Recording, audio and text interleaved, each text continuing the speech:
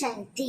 என் அன்பு தங்கமே, நீ யாரை பார்க்க வேண்டும், யார் என்னுடன் பேச வேண்டும் என்று ஏங்கி காத்து கொண்டிருந்தாயோ அவர்களிடமிருந்து திடீர் திருப்பமாக உனக்கு அழைப்பு வர போகின்றது.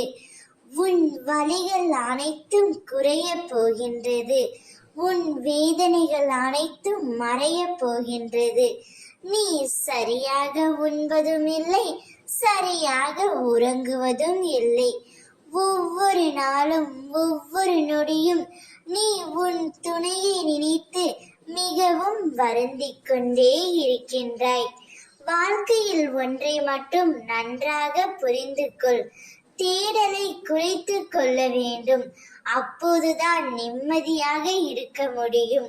எதிர்பார்ப்பை தொலைத்துவிட வேண்டும். அப்போதுதான் மகிழ்ச்சியாக இருக்க முடியும். அதிகமாக பேசுவதை நிறுத்தி கொள்ள வேண்டும்.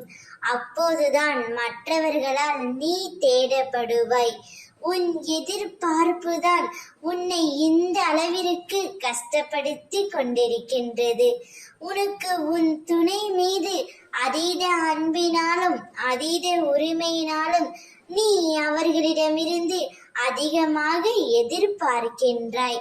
ஆனால் அதை பூர்த்தி செய்ய முடியாத சூழ்நிலையால் உங்களுக்குள் சண்டை, மனக்கசப்பு ஏற்படுகின்றது. அப்படி மன வருத்தம் ஏற்பட்டதினால் தற்பொழுது பிரிந்து தவித்து வருகிறீர்கள். கவலை கொள்ளாதே, உன்னுடைய கஷ்ட காலம் அனைத்தும் முடிய போகின்றது.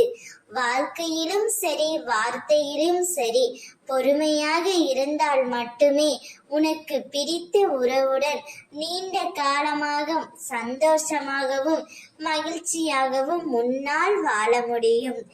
உன்னவரிடமிருந்து அழைப்பும் நற்செய்தியும் உனக்கு வரும்.